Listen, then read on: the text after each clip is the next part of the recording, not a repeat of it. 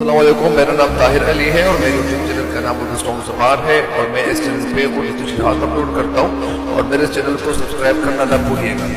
بسم اللہ الرحمن الرحیم۔ السلام علیکم دوستوں، امید آپ لوگ ٹھیک ہوں گے اور آپ لوگوں کی زندگی خوشیوں کے ساتھ گزری ہوگی۔ تو مزید میں آپ لوگوں کے لیے چلتا ہوں یہاں اس سبق سے اور یہاں پہ آغاز کرتا ہوں۔ یہاں تک تو یہ ہو گیا تھا، یہ تشریح ہو گئی تھی اور کہاں تک ہو گئی تھی کہ کرشن چندر یعنی اور قصہ کرشن چندر کا اس کی زبانی سنیے۔ ایک دفعہ میں لاہور میں ایک معمولی سا ٹیچر بن گیا۔ معمولی مطلب یعنی ایک معمول قسم کا مطلب، یعنی میں اتنا زیادہ بڑا ٹیچر نہیں تھا لیکن گاؤں میں مشہور ہو گیا کہ پروفیسر ہو گیا ہوں۔ یہ واقعہ کس کی زبانی ہے؟ یہ کرشن چندر کی اپنی زبانی ہے اور وہ کیسا سناتے ہیں کہ چند سفارشوں کا تانتا لگ گیا۔ تانتا مطلب قطار، مطلب یعنی لوگ قطاروں میں آنے لگے۔ پھر کیا ہوا؟ سب سے پہلے ایک پرانے ہم جماعت بلوچ خان آ گئے، بولے منشی فاضل کا امتحان دیا ہے اور دوسرا بچہ نکما ہوا ہے۔ نکما مطلب انہیں خراب۔ پروفیسر قاضی صاحب ممتحن ہے، انہیں کہہ کر پاس کرا دو۔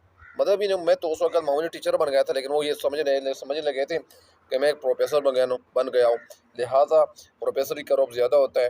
پھر یہ ہوا کہ پروفیسر قاضی صاحب ممتحن امتحان دینے والے ہیں اور انہیں کہہ کر پاس کرا دو۔ کہہ کر یعنی ان کو کہہ دے کہ یہ جو پرچہ ہے یہ پاس کر لے۔ پروفیسر قاضی صاحب میری رسائی سے تو سراسر باہر تھے لیکن بلوچ خان کو ٹالنے اور کسی حد تک اپنی پروفیسری کا رعب جمانے کے لیے کہہ دیا۔ پروفیسری کا رعب مطلب یعنی میں پروفیسر تو نہیں تھا لیکن ان کی زبانی ان کے ذہن کے مطابق تھا اور ان کی سوچ کے مطابق تھا، تو اسی وجہ سے میں نے ان کو کہہ دیا۔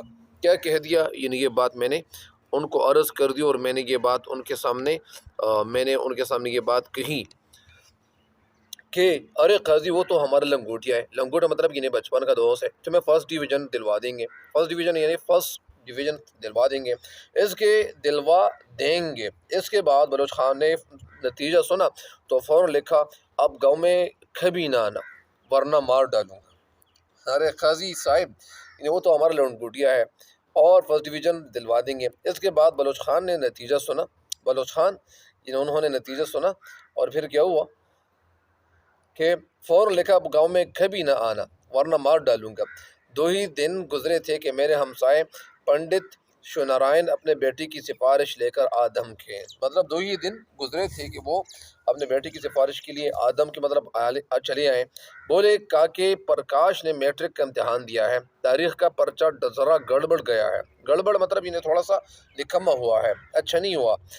شرما صاحب کے پاس پرچہ ہے، انہیں اشارہ کر دیجئے گا۔ اشارہ مطلب ان کو سمجھا دیجئے گا کہ یہ پرچہ نکما ہوا ہے، لہٰذا ان کو پاس کیجئے گا۔ اور یہ پاس کرنا یہ میرے خیال میں یہ اچھی بات نہیں ہے، لہٰذا اگر کسی کے نمبر کبھی کبھار تو بہرحال بہت ساری باتیں ہوتی ہیں پاس کرانا یا جو پاس ہوتا ہے، اگر کسی اسٹوڈنٹ نے اچھے نمبر لینے چاہیے، اگر کسی اسٹوڈنٹ کو یہ چاہیے کہ وہ کہتے کہ مجھے زیادہ نمبر ملنے چاہیے، تو ان کو سب سے پہلے یعنی سال کے آغاز میں ہی ان کو محنت شروع کرنی چاہیے اور اتنی محنت کرنی چاہیے تاکہ اس محنت کی وجہ سے وہ جو لڑکا ہے وہ پاس ہو جائے۔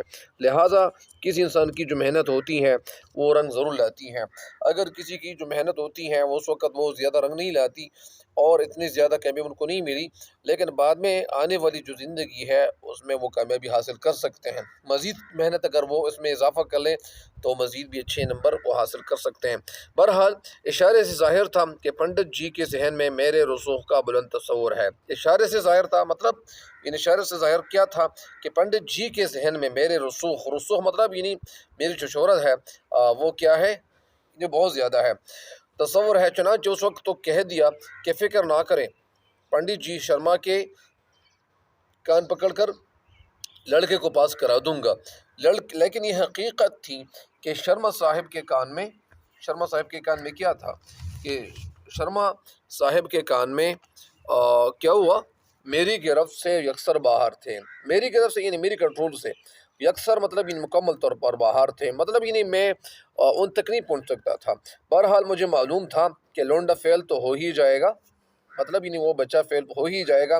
اپنی براعت اور کارگزاری دکھانے کے لیے ایک ترکیب نکالی۔ براعت یعنی نجات، کارگزاری کام نکالنا یا کارکردگی دکھانے کے لیے ایک ترکیب نکالی۔ ترکیب ایک سوچ، ایک آئیڈیا میرے ذہن میں آیا۔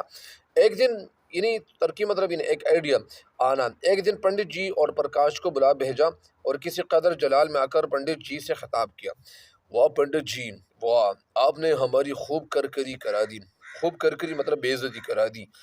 شرما صاحب کے پاس گئے تو انہوں نے پرچہ نکال کر ہمارے سامنے رکھ دیا اور کہا تم خود ہی انصاف سے جو چاہو نمبر دے دو۔ اور پرچہ دیکھتا ہوں تو اوٹ پٹانگ لکھا ہے کہ اکبر کے بیٹے کا نام دین الہی تھا اور اشوک لاٹھیاں بیچا کرتا تھا، جہانگیر کبوتر پالتا تھا اور لارڈ ہیٹنگز تیز دوڑتا تھا۔ اس کے علاوہ ہجے غلط اور املا خراب۔ خدا جانے یہ لونڈا سارا سال کیا کرتا رہا ہے، یعنی سارا سال کیا کرتا رہا ہوگا۔ اس وقت انٹرنیٹ کی سہولت وغیرہ موجود نہیں تھی، آج کل تو انٹرنیٹ کی سہولتیں بہت زیادہ ہے اور لوگ اسے غلط فائدہ اٹھا رہے ہیں۔ اللہ تعالی ہم سب پہ رحم کریں۔ آج کل یہ جو انٹرنیٹ ہے ان سے جو فائدے اٹھانے چاہیے، اگرچہ بہت سارے فائدے اس میں موجود ہے، بہت ساری کتابیں یہاں پہ آسانی کے ساتھ مل سکتی ہیں، ہم اگر ڈاؤن لوڈ کریں اس کو پڑھنا شروع کر لیں، پڑھ ڈالنا شروع کر لیں تو ہم پڑھ سکتے ہیں۔ بہرحال یعنی یہ جو اس کے حوالے سے جو لوگ ہیں، اکبر کا مطلب کیا ہے یہاں پہ، اکبر کون تھا؟ تو اکبر اصل میں جلال الدین محمد اکبر ان کا اصل نام تھا اور مغلیہ حکمران ہمایوں کا بیٹا تھا۔ اکبر نے دین الہی سے، یعنی یہ جلال الدین محمد اکبر مغلیہ حکمران ہمایوں کا بیٹا تھا۔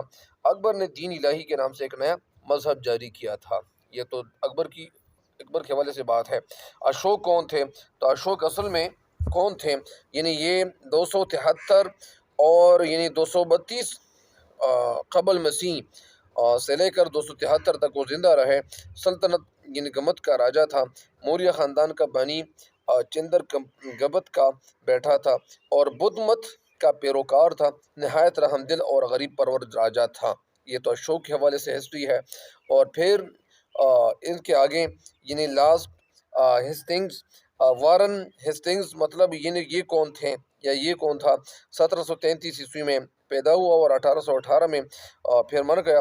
برطانوی ہند کا پہلا گورنر جنرل۔ 1750 عیسوی میں ایسٹ انڈیا کمپنی میں ایک معمولی کلرک کی حیثیت سے بھرتی ہوا۔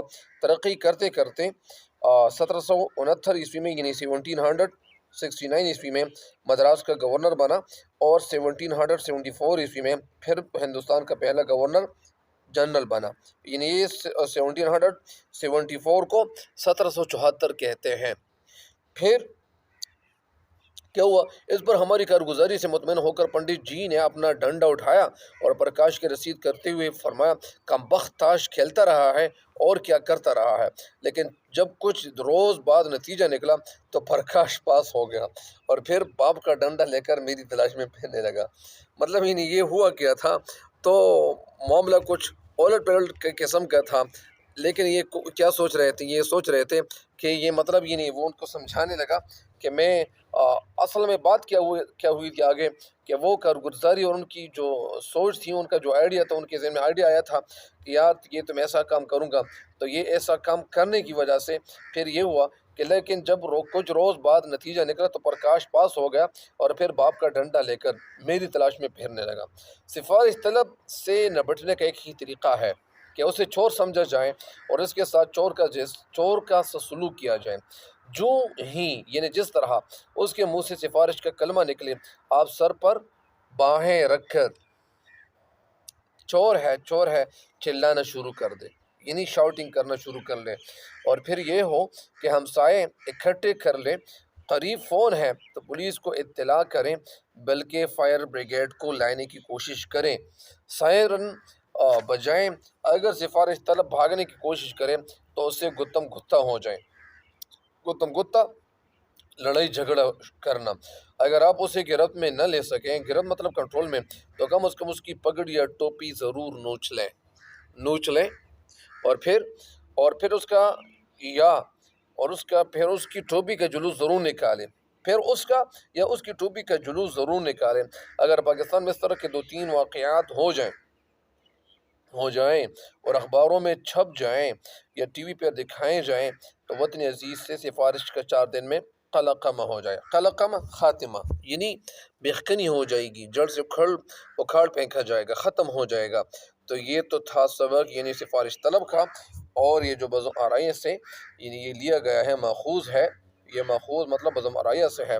تو مجھے امید ہے کہ انشاءاللہ بعض ہمارے یہاں پہ لکھا ہوا ہے، مجھے امید ہے کہ انشاءاللہ آپ کو فائدہ ضرور ہوگا، اور مجھے بھی اپنے خصوصیوں میں یاد رکھیے گا۔ تب تک کے لیے مجھے دیجیے گا اجازت، اللہ نگہبان۔